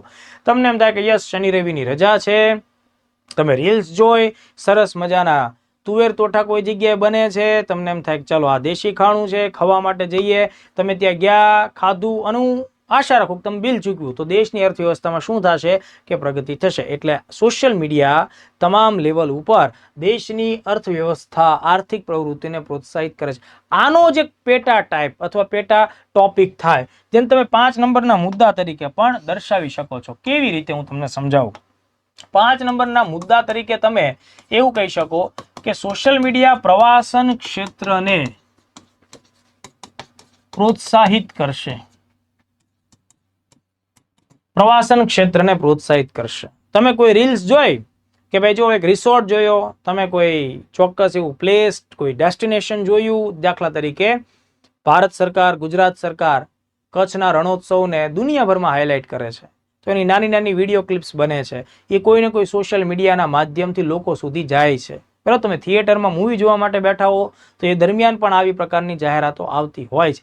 આવું જોયા પછી તમને એમ થાય કે યાર વાત સાચી છે, કચ્છ નહીં દેખા તો કુછ નહીં દેખા. તો તમને એમ થાય કે ચાલો ભાઈબંધોને ફોન કરીએ અને કચ્છ જઈ આવીએ. તો આ પ્રકારની બાબત તમે કચ્છ સુધી આવ્યા, કોના માધ્યમથી આવ્યા દોસ્તો? સોશિયલ મીડિયાએ તમને એ કામ કરવા માટેની પ્રેરણા આપી. આવી જ રીતે જો દેશના તમામ પ્રકારના સાંસ્કૃતિક મહત્વ ધરાવતા જો સ્થળો હોય એનું જો પ્રોપર માર્કેટિંગ કરવામાં આવે ડિજિટલ ટેકનોલોજી અને સોશિયલ મીડિયાના માધ્યમથી, તો લોકો પ્રવાસન ક્ષેત્રમાં ખૂબ આગળ વધે. એટલે પ્રવાસનનો મુદ્દો છે એને પણ તમે અલગ ટોપિક તરીકે પણ દર્શાવી શકો. એ અલ્ટિમેટલી છે તો અર્થવ્યવસ્થાનો જ પાર્ટ. તો આ બહુ જ મહત્વનો મુદ્દો થાય, એને તમારે ખાસ ધ્યાનમાં રાખવાનું. ઓકે, બીજું જુઓ દોસ્તો કે આ જે સોશિયલ મીડિયા છે એ લોકોમાં રહેલા કૌશલ્યને પ્રોત્સાહિત કરશે. બરાબર છે, લોકોમાં રહેલા કૌશલ્યને પ્રોત્સાહિત કરશે. કેટલાક લોકો એવા હોય કે ખૂબ સારું નૃત્ય કરી જાણતા હોય, બરાબર, કેટલાક લોકો ખૂબ સારું ગાયન કરી શકતા હોય, કેટલાક લોકો ખૂબ સારું યોગાસનનું માર્ગદર્શન આપી શકતા હોય, કેટલાક લોકો આયુર્વેદનું માર્ગદર્શન આપી શકતા હોય. બરાબર, તો આવા ઘણા બધા સેક્ટર્સ છે મિત્રો. બરાબર, જેમ કે ભરતકામ જે તમારા સાંસ્કૃતિક વારસાનો મુદ્દો થયો, તો આવા કોઈ પણ લોકો કે જે આવા વિવિધ પ્રકારના ફિલ્ડ સાથેની સ્કિલ ધરાવે છે, તમે જોયા જ હશે એવા ઘણા બધા લોકોને તમે ફોલો પણ કરતા હશો કે જે એકદમ બેઝિક બેકગ્રાઉન્ડમાંથી આવતા હોય, રૂરલ બેકગ્રાઉન્ડમાંથી આવતા હોય, પણ એ હોય કલાનો હકદાર. બરાબર, તો એ કોઈને કોઈ પ્રકારનું સારું ગાયન કરતો હોય, કોઈને કોઈ પ્રકારની સ્કિલ ડેવલપ કરતો હોય, કોઈ એ પ્રકારની સ્કિલ ધરાવે છે કે જે એક્સેપ્શનલ છે. તો એવા લોકો જે છે એ સોશિયલ મીડિયાના માધ્યમથી ખૂબ આગળ વધે છે. એ સારા લેવલના કલાકાર સાબિત થાય છે અને લોકો તેને ચાહે છે, લોકો તેની સાથે જોડાય છે. આગળ જતા એ વ્યક્તિને એનાથી આર્થિક ફાયદો પણ થાય છે, સામાજિક ફાયદો પણ થાય છે. તો કદાચ એવા ઘણા બધા કલાકારો હશે કે જેને મુખ્ય ધારામાં કદાચ સ્થાન ન મળ્યું હોય. કેટલાક ગાયકો એવા ખૂબ સારા હોય કે જેને કદાચ કોઈ જગ્યાએ પ્લેટફોર્મ ના મળ્યું હોય. કેટલાક ડાન્સર્સ એવા લોકો પણ હોય કે જેને કોઈ સારું પ્લેટફોર્મ ના મળ્યું હોય. એ પોતે પોતાના આત્મવિશ્વાસથી પોતાની કળાના માધ્યમથી દુનિયાભરની અંદર ફેલાઈ જઈ શકે. આવા સેંકડો એક્ઝામ્પલ્સ તમને સોશિયલ મીડિયાના માધ્યમથી મળી શકે છે. તો આ પણ એક બહુ જ મહત્વનો મુદ્દો થાય છે સોશિયલ મીડિયાના પોઈન્ટ ઓફ વ્યૂ. બરાબર, એટલે કે જો આ બધી વિગત છે, સાથોસાથ તમે જુઓ કે સોશિયલ મીડિયા કેટલીક સકારાત્મક નવીનીકરણ વાળી વાતને પણ પ્રોત્સાહિત કરે છે. એટલે 7મા મુદ્દા તરીકે તમારે સકારાત્મકતા, નવીનતા વગેરેના પ્રસાર માટે સોશિયલ મીડિયા પ્રભાવી ભૂમિકા નિભાવે છે. આનો મતલબ શું? તમે જ્યારે રનિંગ ફિઝિકલ ટેસ્ટની તૈયારી કરતા હો ને ત્યારે તમે થાકી જતા હો ને ત્યારે તમે એકાદી રીલ્સ બીલ્સ સાંભળી જાઓ ને એમાં તમારું જૂનૂન પાછું જાગી જાય. તમને એમ થઈ જાય કે એકાદ બે ડાયલોગ સાંભળી લેવાથી તમારી અંદરની જે ચેતના છે જાગૃત થાય ને તમારી અંદર ગીવઅપ કરવાનો જે ભાવ જાગ્યો હોય ને એને તમે છોડી દો છો અને તમે એમાં આગળ વધો છો. કંઈક સારી વાત તમને સ્પર્શ થઈ જાય છે, કોઈકના શબ્દો તમને સ્પર્શ થઈ જાય છે અને એના આધારે તમે ફરીથી બેઠા થવાનો પ્રયત્ન કરો છો, સારી બાબત તરફ તમે આગળ વધવાનો પ્રયત્ન કરો છો. બરાબર, એટલે કહેવાનો ભાવાર્થ કે સોશિયલ મીડિયા ગુડ થિંગ્સને સારી વસ્તુઓને, સારી બાબતોને, સારા વિચારોને લોકો સુધી લઈ જાય છે. મતલબ પ્રેરણાદાયી બાબતો ઘણીવાર આપણે જોતા હોઈએ છીએ કે સોશિયલ મીડિયામાં દર્શાવવામાં આવતી નાની નાની સ્ટોરીઝ પણ બહુ મોટો ભાવાર્થ ધરાવતી હોય. કદાચ એ વાક્યો ઘણા બધા લોકોનું જીવન પણ બદલી નાખતા હોય, એની અંદર રહેલા જુનૂનને વેગ પણ આપી દેતા હોય. તો કહેવાનો ભાવાર્થ મિત્રો એમ છે કે સોશિયલ મીડિયાના ઘણા બધા ફાયદાઓ છે. આ મેં તમને બેઝિક એક્ઝામ્પલ્સ આપ્યા છે, તમે એને વધુ એક્સપ્લોર કરી શકો, પણ શબ્દોની મર્યાદામાં રહીને. 350 શબ્દમાં વાત લખવાની હોય તો આમાં હું હજી બીજા 5-7 મુદ્દા લખીશ તો જવાબ ઘણો બધો લેન્ધી થશે. પણ આ મેં જે કંઈ ચર્ચા કરી છે એના માધ્યમથી તમારે આ વાત લખવાની. પણ ખાસ આપણે શું ધ્યાને રાખીએ કે એક તો લોકતંત્રનો મુદ્દો ખાસ ધ્યાનમાં આવવો જોઈએ, પ્રશાસન વહીવટની સુગમતા એ ખાસ ધ્યાનમાં આવવી જોઈએ. બરાબર, અર્થવ્યવસ્થાનો મુદ્દો ખાસ ધ્યાનમાં આવવો જોઈએ. યુવાનોને સ્કિલ્સ પ્રદર્શન કરવા માટેનું પ્લેટફોર્મ હોય, એ સારી બાબતોના પ્રચાર માટેની બાબત હોય, એ બધી વિગતો ધ્યાનમાં રાખવી જોઈએ. પ્રવાસનને વેગ મળે છે એવી બધી વિગતો આપણે ખાસ ધ્યાનમાં રાખીએ. જનજાગૃતિ અભિયાનવાળો મુદ્દો તમારે ભૂલવાનો નથી. એમાં પણ પોલીસ વિભાગની કામગીરીમાં જેમ સરકાર અત્યારે મતલબ સાયબર ક્રાઇમની ખિલાફ જનજાગૃતિ અભિયાન ચલાવે છે, ભ્રષ્ટાચાર અને લાંચ રૂશ્વતની ખિલાફ સોશિયલ મીડિયાના માધ્યમથી જે રીતે એન્ટી કરપ્શન બ્યુરો અભિયાન ચલાવે છે, પર્યાવરણ બચાવવાની વાત છે, આ બધા મુદ્દાઓને તમારે ક્લબ કરવાના છે. એટલે એક પેજ સવા પેજ જેટલો કન્ટેન્ટમાં આ 7-8 મુદ્દા તમે એડ કરી શકો. હજી આમાં તમે પોતે નવીનીકરણ લાવી શકો. મારું કામ છે તમને માર્ગદર્શિત થવાનું, બરાબર? મારે તમને માર્ગદર્શન કરવાનું છે. મેં આટલા મુદ્દાઓ તમને સમજાવ્યા. હવે હજુ આપણો મેઇન બોડી પાર્ટ ખતમ નથી થયો. હજુ આપણે સોશિયલ મીડિયાના થોડીક નેગેટિવ સાઇડ્સ છે, એમ તો ઘણી બધી છે, પણ એમાંથી કેટલીક બાબતોને અહીંયા રજૂ કરવાની છે. એટલે આપણા જવાબને ભેગો કરવાનો છે. તો હવે આપણે એના ઉપર ચર્ચા કરીએ. તો દોસ્તો, હવે સોશિયલ મીડિયાની નેગેટિવ સાઇડ્સ ઉપર આપણે થોડી ચર્ચા કરવાની છે. એટલે મેઇન બોડી પાર્ટમાં આપણે આગળ વધીએ છીએ. તમે લોકો પેજ નંબર 3 ઉપર આ વિગતોને લખવાના છો. Page number 3. તો જો સોશિયલ મીડિયાના ગેરલાભો ઘણા બધા છે દોસ્તો, પણ એમાંથી આપણે એવા કેટલાક પસંદ કરવાના છે જેને તમે જવાબમાં શબ્દોની મર્યાદા સાથે લખી શકો. થોડામાં ઘણું કહી શકાય એ પ્રકારની વિગતો લખવાની પ્રેક્ટિસ આપણે કરવાની, બરાબર? તો જુઓ, સૌથી પહેલો મુદ્દો આપણે અહીંયા લખવો જોઈએ એ કેવો છે? તો કે ભાઈ સોશિયલ મીડિયાના ઉપયોગનો અતિરેક અથવા અતિરેક ઉપયોગ, બરાબર? સોશિયલ મીડિયા અત્યારના લાઈફનો એક અગત્યનો પાર્ટ છે, એ વાત સાચી, પણ અત્યારનો માણસ પ્રતિ દિવસ તેનો ઉપયોગ વધારી જ રહ્યો છે. ગ્લોબલ સર્વે મુજબ આપણે એક આંકડો હું તમને આપું તો વિશ્વનો માણસ પ્રતિ દિવસ 143 મિનિટનો સમય, દરરોજ 143 મિનિટનો સમય અલગ અલગ સોશિયલ મીડિયા પ્લેટફોર્મ્સ ઉપર એ વ્યતીત કરી રહ્યો છે. અલગ અલગ દેશમાં આ આંકડાઓ અલગ અલગ જાહેર થયેલા છે, પણ આપણે સરેરાશથી વાત કરીએ. પછી એમાં આખો પેરેગ્રાફ નહીં લખવાનો કે બ્રાઝિલ વાળા દરરોજ 4 કલાક સોશિયલ મીડિયાનો એવરેજ ઉપયોગ કરે, જાપાન વાળા એવરેજ 20 મિનિટનો ઉપયોગ કરે, એવી કોઈ લપ નહીં કરતા. 143 મિનિટ તો તમને શું લાગે? 143 મિનિટ એટલે મિત્રો 2.5 કલાક થઈ. તમારે 24 કલાકમાંથી તમે 2.5 કલાક જેટલો એવરેજ ટાઈમ સોશિયલ મીડિયા ઉપર આપો છો. અને વત્તા આ સમય છે ને ભાઈ, 10 વર્ષ પહેલા આટલો નહોતો, 5 વર્ષ પહેલા આટલો નહોતો, હવે આ સમય એટલો થયો છે. એનો મતલબ શું થાય? આવતા 2 વર્ષોમાં આ સમય ક્યાંય ઘટવાનો નથી, વધવાનો જ છે. કારણ કે સોશિયલ મીડિયા એક્ટિવિટી છે દોસ્તો, એ તો અનેક ગણી ઝડપથી વધવાની છે. એટલે ખાસ આપણે શું ધ્યાન રાખવાનું છે કે સોશિયલ મીડિયા છે એ પોતે એક શું થઈ ગયું છે? વળગણ બની ગયું છે, બરાબર? સોશિયલ મીડિયા એક વળગણ બની ગયું છે. ઓકે, એક પ્રકાર તેમ કહી શકાય કે એ એક પ્રકારનું ડિજિટલ કુટેવ બની ચૂકી છે.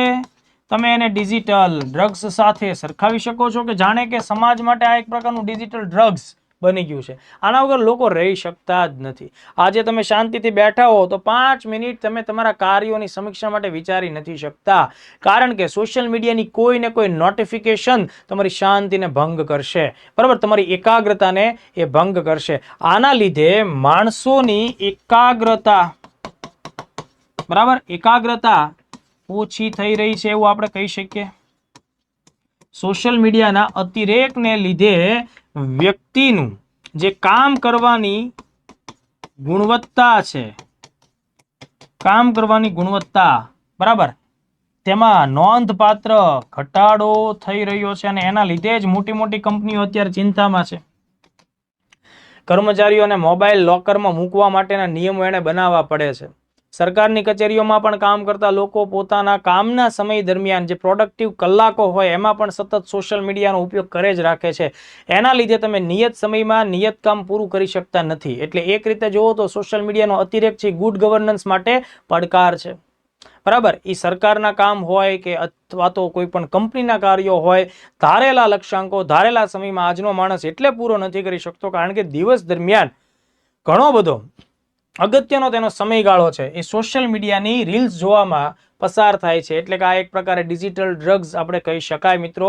આ એક પ્રકારની કુટેવ કહી શકાય, એક પ્રકારની આદત કહી શકાય. અને આનો જે પ્રભાવ છે મિત્રો, આનો પ્રભાવ ખાસ તો તરુણો અથવા વિદ્યાર્થીઓ ઉપર ખૂબ વધારે તમને જોવા મળે છે.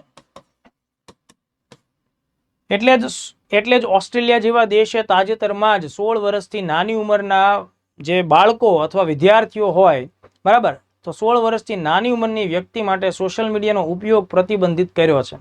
આવા જ નિર્ણયો દુનિયાના ઘણા બધા દેશો લેવા ઈચ્છે જ છે.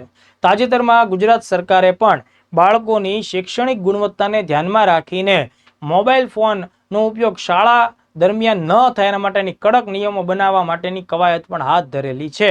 તો કહેવાનો ભાવાર્થ મિત્રો સ્પષ્ટ થાય છે કે સોશિયલ મીડિયા કામદારોની કામ કરવાની ગુણવત્તા ઉપર અસર પાડે છે.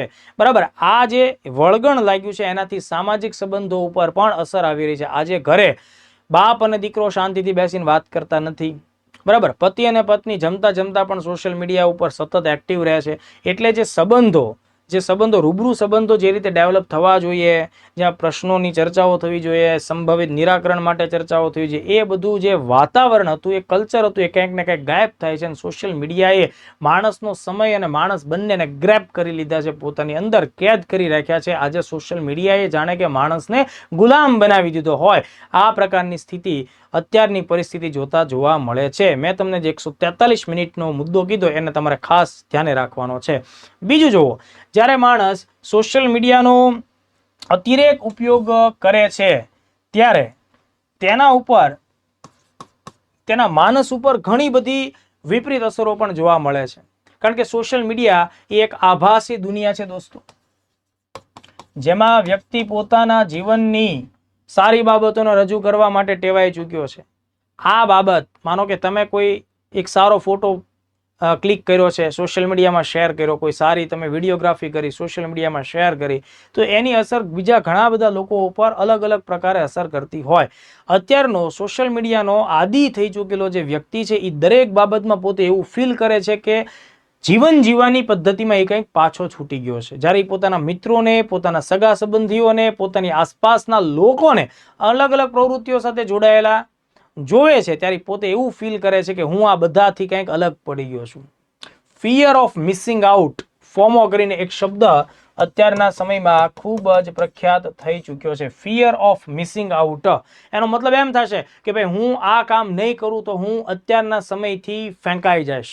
જેમ કે ઘણા બધા લોકોને એમ લાગ્યું કે મહાકુંભનું આયોજન થાય છે, એટલા વર્ષે થાય છે, આપણે નહીં જઈએ તો એ આપણા જીવનની એક બહુ મોટી તક આપણે ગુમાવી દીધી સમાન ગણાશે. એટલે ઘણા બધા લોકો તો માત્ર સોશિયલ મીડિયામાં હાજરી પુરાવા માટે થઈને આ એટલા કિલોમીટર લાંબા દૂર એ થતા હોય છે. એટલે ફિયર ઓફ મિસિંગ આઉટ, પોતે રહી ગયા એ ભાવ.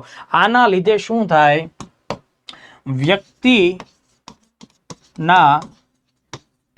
વ્યક્તિત્વમાં સતતપણે વૈમનસ્યનો વિકાસ થતો તમને જોવા મળે છે. વૈમનસ્યનો વિકાસ થતો તમને જોવા મળે, મતલબ સંકુચિતતાનો વિકાસ થતો તમને જોવા મળે. વ્યક્તિ પોતે એવું ફીલ કરે છે કે ભાઈ મારાથી અમુક કામ નથી થતા, હું અમુક પ્રવૃત્તિ નથી કરી શકતો, મારી આર્થિક સ્થિતિ મને સપોર્ટ નથી કરતી, હું બહાર ફરવા નથી જઈ શકતો, હું સારા રેસ્ટોરન્ટમાં નથી જઈ શકતો. આ બધી જ વિગત, બરાબર, આ બધી જ વિગત. આજનો માણસ નવા કપડાં ખરીદે છે, તરત ફોટો પાડીને સોશિયલ મીડિયામાં આખા ગામને ઢોલ નગારું વગાડીને કહે છે કે જો હું આ વસ્તુ ખરીદ્યો. મોબાઈલ લીધો, ફોટોગ્રાફી. રેસ્ટોરન્ટમાં જમવા ગયા, ફોટોગ્રાફી. સિનેમા જોવા ગયા, ફોટોગ્રાફી. તો કહેવાનો ભાવાર્થ એમ કે જ્યારે આ પ્રકારની બાબત આવે છે ત્યારે આનાથી સમાજમાં વૈમનસ્ય વધે છે.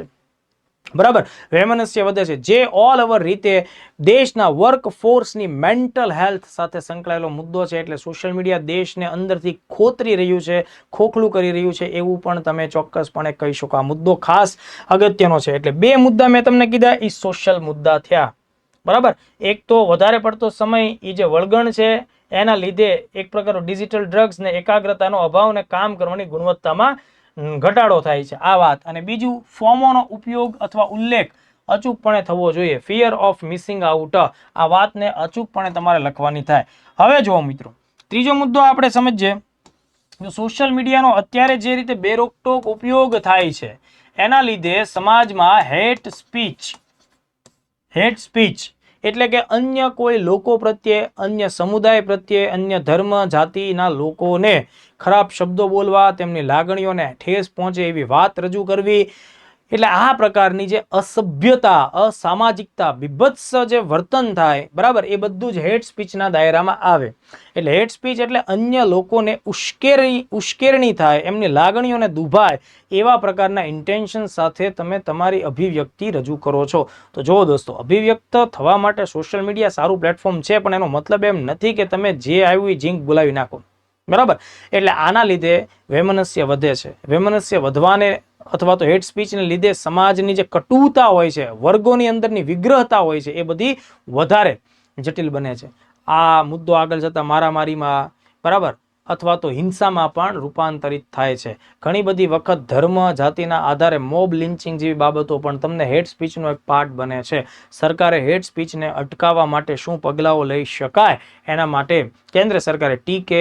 વિશ્વનાથન કમિટીની પણ રચના કરેલી, અને એના જે સજેશન્સ છે એના આધારે પણ દરેક જિલ્લામાં સાયબર ક્રાઇમ સેલ વધતા હેટ સ્પીચનું નિરાકરણ આવે એના માટેના પ્રયત્નોની બાબત ધ્યાનમાં આપણને જોવા મળે છે.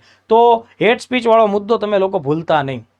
હેટ સ્પીચ એટલે સામાજિક સૌહાર્દને બગાડવાની વાત છે. તમે જોયું હશે ઘણા બધા લોકો આડેધડ કોમેન્ટો જીકતા હોય, ગમે એમ વિડીયા બનાવતા હોય, જેનાથી અન્ય ધર્મોના, અન્ય સમાજના, અન્ય પ્રદેશના લોકો છે એની લાગણીઓ દુભાતી હોય. તો આપણે આ પ્રકારે દુરુપયોગ કરી શકતા નથી. હા, પાછા મરદના દીકરા આડાવડા ફેક આઈડીથી આવું બધું બોલતા લખતા હોય, બરાબર, ગમે એવી આઈડી રાખીને આવી બધી બાબત લખતા હોય. એટલે આ બધી નકારાત્મક સાઇડ છે, એને તમારે ખાસ ધ્યાન રાખવું. પછી જુઓ, એક મુદ્દો એવો છે કે ભાઈ સોશિયલ મીડિયાના માધ્યમથી ઓનલાઈન ફ્રોડ ખૂબ વધતા હોય છે, એટલે કે છેતરપિંડી, બરાબર. ઘણી બધી એવી વસ્તુઓ વેચવા માટેની જાહેરાતો તમે જોતા હો છો કે જેમાં વસ્તુઓ કે સેવાઓ નથી હોતી, એમાં છેતરપિંડી હોય છે, બરાબર. તો આ એક પ્રકારનો શું છે, સાયબર અપરાધ જ છે. તો સાયબર અપરાધ છે એને આનાથી પ્રોત્સાહન મળે છે. ઘણા બધા લોકો ઓનલાઈન દોસ્તી કરતા હોય છે અને આગળ જતા એનો દુરુપયોગ થતો હોય છે. તો આ પ્રકારની બાબત પણ સાયબર ફ્રોડ કહેવાય, છેતરપિંડીનો જ મુદ્દો કહેવાય, બરાબર. આગળ જતા આ મુદ્દો સેક્સટોર્શનમાં પણ રૂપાંતરિત થતો હોય છે, બરાબર. ઓનલાઈન ખંડણી આ આધારે માંગવામાં આવતી હોય છે. ઘણા બધા કેસીસ તમે છાપાઓમાં વાંચતા હશો કે સોશિયલ મીડિયાથી થયેલી દોસ્તીએ આખરે કઈ અંજામ પ્રાપ્ત કરી. તો એ વસ્તુઓ વેચવાથી લઈને સંબંધો બનાવવા સુધીની બાબતો છે એ ઓનલાઈન ફ્રોડ આના માધ્યમથી થતા હોય છે. ઘણા બધા યુવાનોને સોશિયલ મીડિયાના માધ્યમથી ઓનલાઈન ગેમિંગ એક પ્રકારનું જુગાર જ છે ભાઈ. ઓનલાઈન ગેમિંગની ખતરનાક લત લાગતી હોય છે. તમે ઇન્સ્ટાગ્રામ યુઝ કરતા હો ને એમાં અચાનક જ કોઈ રમીની એડવર્ટાઇઝ આવે અથવા કોઈ XYZ ગેમની એડવર્ટાઇઝ આવે અને એમ કે ભાઈ તમે આમાં એકાઉન્ટ બનાવો, રમો અને ઇન્સ્ટન્ટ તમને પૈસા પ્રાપ્ત થશે. તો સોશિયલ મીડિયાના માધ્યમથી ઓનલાઈન ગેમવાળો ધંધો પણ બહુ ઝડપથી આગળ વધે છે અને એના લીધે દેશના લાખો કરોડો યુવાનો આ ખપ્પરમાં હોમાય છે અને આર્થિક રીતે પાયમાલ થઈ જાય છે. તો આ મુદ્દો બહુ જ મહત્વનો છે, તમે ખાસ ધ્યાન રાખજો. ઓનલાઈન ગેમિંગ છે એ સોશિયલ મીડિયાના માધ્યમથી આગળ વધતી હોય અને એમાં કરોડો રૂપિયાની નુકસાની થાય છે. અનેક યુવાનો પોતાની કારકિર્દીમાં બરબાદ થઈ જતા હોય છે. મેં એવા 2 વિદ્યાર્થીઓને રૂબરૂ જોયેલા છે કે જે લોકો સોશિયલ મીડિયાના માધ્યમથી ગેમ્સના રવાડે ચડ્યા હોય અને આ ગેમ્સે એમની બધી કમાણી, ઘરની કમાણીને બરબાદ કરી નાખી હોય અને લેણાદાર બનાવી નાખ્યા હોય. એવા એક્ઝામ્પલ્સ મેં નજરે જોયેલા છે. તો તમે લોકો શું કરો, આને ખાલી હાઇલાઇટ કરો આવી રીતે ઓનલાઈન ગેમિંગ, એમાં થોડુંક તમે આગળ લખી શકો છો. એ સિવાય સોશિયલ મીડિયાના જે ગેરફાયદાઓ છે એમાં ઘણા બધા વિડીયો એડિટિંગ થતા હોય, બરાબર, ઓનલાઈન મોર્ફિંગ થતા હોય. એટલે વ્યક્તિ કોઈક હોય, બરાબર, ચહેરો કોઈકનો હોય, શબ્દો કોઈકના હોય, અથવા તો AI ની મદદથી હવે તો કોઈ પણ વ્યક્તિના અવાજમાં તમે ગમે તે ડાયલોગ બોલાવી શકો છો. તો આ બધી બાબતો છે એ ખૂબ ખતરનાક છે. દાખલા તરીકે હું તમને સમજાવું કે ભાઈ કેટલીક 6 નંબરનો મુદ્દો આપણે લઈએ અહીંયા કે કેટલીક ડીપ ફેક ટેકનોલોજીનો ઉપયોગ કરી અને જે તે સેલિબ્રિટીનો નેગેટિવ આસ્પેક્ટ ધરાવતો કોઈ વિડીયો તમે બનાવી શકો. જેમ કે દક્ષિણ ભારતની રશ્મિકા મંદાના ખૂબ જ પ્રખ્યાત એક્ટ્રેસ છે. તો રશ્મિકા મંદાનાનો આવો જ એક વિડીયો વાયરલ થયેલો અને એના લીધે એ ખૂબ ટ્રોલ થઈ હતી. એ પોતે એટલી ટેન્શનમાં આવી ચૂકી હતી. સરકારે જોકે પછી આ આખા કેસને સોલ્વ પણ કર્યો, જવાબદાર વ્યક્તિને સજા થાય એવો પ્રયત્ન પણ ચાલુ છે. અને રશ્મિકા મંદાનાને આ રીતે ઓનલાઈન જે ડીપ ફેકનો ઉપયોગ કરીને સાયબર અપરાધ થતા હોય એવી પ્રવૃત્તિઓનો વિરોધ કરવા માટેની બ્રાન્ડ એમ્બેસેડર પણ બનાવવામાં આવી. તો એવી રીતે તમે રમૂજના પોઈન્ટ ઓફ વ્યૂ કરતા હો એ અલગ વસ્તુ છે, પણ સોશિયલ મીડિયા તમને આવી મુસીબતોમાં પણ મૂકી શકે છે. એટલે આવા નાના નાના અનેક મુદ્દાઓ છે મિત્રો કે જે સોશિયલ મીડિયાના ધ્યાને રાખી અને એ અનેક સામાજિક આર્થિક સમસ્યા ઊભી કરી શકે છે. તાજેતરમાં જુઓ, સોશિયલ મીડિયાના માધ્યમથી અમુક એવી યુટ્યુબ ને ટેલિગ્રામ ચેનલો પણ પકડાયેલી છે કે જે ખૂબ દૂરથી એવા લોકો દ્વારા સંચાલિત થતી હોય કે જેમાં મહિલાઓના કહી શકાય કે ભાઈ મહિલાઓના એવા અંગત બાબતોને દર્શાવતા વિડીયો એમાં સેલ થતા હોય, બરાબર. તો આપણા ગુજરાતમાં જેવી ઘટનાઓ ઘટી છે કે ભાઈ મેટર્નિટી હોમ હોય ત્યાંથી આવા વિડીયો સીસીટીવી હેક કરીને લોકોએ કેપ્ચર કર્યા હોય. એવી જ રીતે કુંભની અંદર પણ અત્યારના ધોરણે જે મહિલાઓ બધી સ્નાન વગેરે કરવા માટે જાય છે તો ત્યાંથી પણ આવા બીભત્સ વિડીયો ઉતારી લોકો સોશિયલ મીડિયા પ્લેટફોર્મ ઉપર વેચતા હોય છે. તો કહેવાનો મતલબ એમ છે કે આ બધા એના નેગેટિવ પોઈન્ટ છે, આ બધા સાયબર અપરાધો છે, બરાબર. આ એક પ્રકારે રાષ્ટ્ર માટે ચિંતાનો વિષય છે. ભૂતકાળના સમયમાં જ્યારે ઈરાક અને સિરિયામાં આઈસિસ ગ્રુપ જે મજબૂત બન્યું હતું, Islamic state in Iraq and Syria, તો એ સમયે દુનિયાભરની અંદરથી એ ગ્રુપને જોઈન કરવા માટે સોશિયલ મીડિયા ઉપર વિવિધ પ્રકારના મેસેજીસ એ ફરતા થયા હતા. તો હું કહેવા એ માંગુ છું દોસ્તો કે આના લીધે સોશિયલ મીડિયા છે એ સાયબર આતંકવાદને ફેલાવવામાં પણ ભૂમિકા નિભાવે છે. તો આ બધા મુદ્દાઓ ધ્યાને રાખવા. જેમ મેં તમને ફાયદાઓમાં શરૂઆતમાં કીધું હતું કે ભ્રષ્ટ સરકારોને ઉથલાવવા સોશિયલ મીડિયાનો ઉપયોગ થાય, એવી રીતે ઘણી બધી વખત જે તે દેશમાં સારી રીતે ચાલતી સરકારો હોય તો એને ઉથલાવવા માટે પણ સોશિયલ મીડિયાનો ઉપયોગ થાય છે. તો આપણે એ મુદ્દાને એવી રીતે કહી શકીએ કે ભાઈ કોઈ પણ દેશમાં રાજકીય અસ્થિરતા ફેલાવવાના ઉદ્દેશોને પણ પાર પાડવા માટે સોશિયલ મીડિયાનો ઉપયોગ કરવામાં આવે છે. તો આમ સોશિયલ મીડિયાના પ્લસ અને નેગેટિવ બંને પોઈન્ટ્સ આપણે ધ્યાને લીધા. હવે પેજ નંબર 4માં લાસ્ટમાં આપણે થોડા કન્ક્લુઝનના મુદ્દાઓમાં કેવી કેવી વિગતોનો સમાવેશ કરીએ તો આપણો નિબંધ વધુ રૂડો લાગે એની ચર્ચામાં આગળ વધીએ. તો મિત્રો હવે આપણે આ નિબંધના અંતિમ તબક્કા એટલે કે સમાપન કન્ક્લુઝન વિભાગમાં પહોંચ્યા છીએ.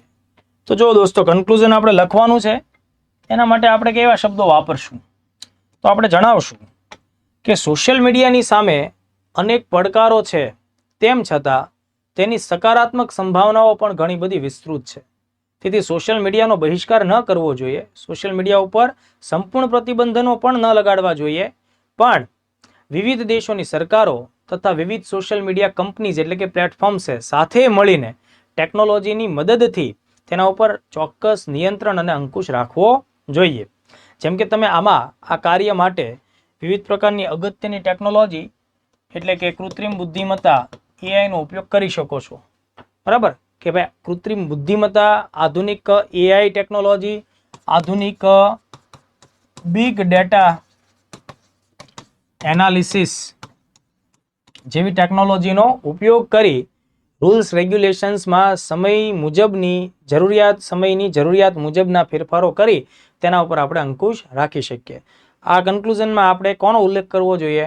જેમ કે ભારત સરકારે આઈટી એક્ટ 2000 અંતર્ગત ઘણી બધી એવી કલમોનો સમાવેશ પણ કર્યો છે કે જે સોશિયલ મીડિયાના માધ્યમથી થતા અપરાધોને અટકાવવા માટે ઉપયોગમાં લેવામાં આવે છે. આ ઉપરાંત ભારતીય ન્યાય સંહિતામાં પણ રહેલી કલમોને પણ ભારત સરકાર વિવિધ જવાબદાર મંત્રાલયો કે વિભાગો ઉપયોગમાં લઈ રહ્યું છે. તો આવી બધી બાબતને આપણે કન્ક્લુઝનમાં સામેલ કરીશું. અંતે આપણે એમ લખીશું કે સોશિયલ મીડિયા એક વર્તમાન સમયની વાસ્તવિકતા છે, એક પ્રભાવશાળી તાકાતવાળું પ્લેટફોર્મ છે. એ માણસને ફાયદો કે નુકસાન કરાવે એનો મોટા ભાગનો આધાર એ ઉપયોગ કરતા વ્યક્તિની નીતિમત્તા, તેના ઉદ્દેશો, તેના લક્ષ્યાંકો ઉપર નિર્ભર કરે છે. જો દોસ્તો, જેમ આપણી પાસે વ્હીકલ હોય અને આપણે એને કેવી રીતે ચલાવવું એ ડિપેન્ડ કોના ઉપર કરે છે? મોટા ભાગે આપણા ઉપર. આપણે ઓવર સ્પીડ થઈને ચલાવતા હોઈએ, બેફામ થઈને ચલાવતા હોય, અકસ્માત થઈ શકે. એમ સોશિયલ મીડિયા એક શક્તિશાળી પ્લેટફોર્મ છે. એ ખરા અર્થમાં દુનિયાને દુનિયામાં વૈશ્વિકરણને સ્થાપિત કરી શકે છે. આજે વિશ્વમાં તમે કોઈ પણ દેશમાં રહેતા માણસ હો, તમે બીજા દેશના લોકો સાથે જોડાઈ શકો છો, એની સાથે દોસ્તી કરી શકો છો, બરાબર, ત્યાંના કલ્ચર સાથે વાકેફ થઈ શકો છો. સોશિયલ મીડિયા તમારી સ્કિલને પણ ડેવલપ કરી શકે છે. આજે યુટ્યુબ ઉપર કેવી રીતે મેગી બનાવવી, જો આપણે એનો વિડીયો શીખી શકતા હોઈએ, વિડીયોના માધ્યમથી જો એ સ્કિલ ડેવલપ કરી શકતા હોઈએ, તો આપણે બીજા સ્કિલ્સને પણ ડેવલપ કરી શકીએ. તો કહેવાનો ભાવાર્થ એમ કે સોશિયલ મીડિયા સકારાત્મક દૃષ્ટિકોણથી જોવું જોઈએ, તેના ઉપર સંપૂર્ણ પ્રતિબંધ મૂકવાના સ્થાન ઉપર સમયની માંગ મુજબ, જરૂરિયાત મુજબ વિવિધ કાયદાઓ દ્વારા એની ઉપર અંકુશ રાખવો જોઈએ. વિવિધ પ્રકારની ટેકનોલોજીના માધ્યમથી તેના ઉપર અંકુશ રાખવો જોઈએ. સારા નીતિમત્તા અને પોઝિટિવ લક્ષ્યાંકો સાથે સોશિયલ મીડિયાનો ઉપયોગ દેશને ચોક્કસપણે ફાયદો આપશે, એક સારા ભવિષ્યનું નિર્માણ કરશે. આ રીતે તમે તમારા નિબંધને કન્ક્લુડ કરી શકો છો. આ આખો વિડીયો જોયો તમે. હવે તમે આ વિડીયો જોયા પછી કાગળ પેન લઈને બેસો, સ્ટેપ બાય સ્ટેપ જેટલું લખાય એટલી પ્રેક્ટિસ કરો. ભૂલ પડશે, પડવા દો, ભૂલ પડશે એમાંથી જ શીખશો. અત્યારે ભૂલ પડી જાય સારું, જેથી કરીને એનો ઉકેલ આવી શકે, જેથી ફાઇનલ પરફોર્મન્સ આપતી વખતે તમે બિલકુલ પણ એ ભૂલને રિપીટ ન કરો. તો આ પ્રકારે આગળ વધો. જેટલું લખશો દોસ્તો એટલો કોન્ફિડન્સ આવશે, એટલા જ મૌલિકતાથી ઝડપથી તમે પેપર લખી શકશો. મેં જે શીખવાડ્યું છે, મેં જે તમને સમજાવ્યું છે, એને તમારે અંતિમ માની નથી લેવાનું. જરૂરિયાત મુજબ નવી નવી વિગતો અંદર આવતી હોય તો એને એડ કરતું રહેવાનું. પોતાના મૌલિક શબ્દોને વાપરવાના પૂરો પ્રયત્ન કરવાનો. તો ફરીથી મળશું નવા મુદ્દા સાથે, નેક્સ્ટ અગત્યના ટોપિક સાથે. આ બધા મિત્રોને સ્પર્ધાત્મક પરીક્ષાઓમાં સફળ થાવ તેવી શુભકામનાઓ. જય ભારત, જય હિન્દ.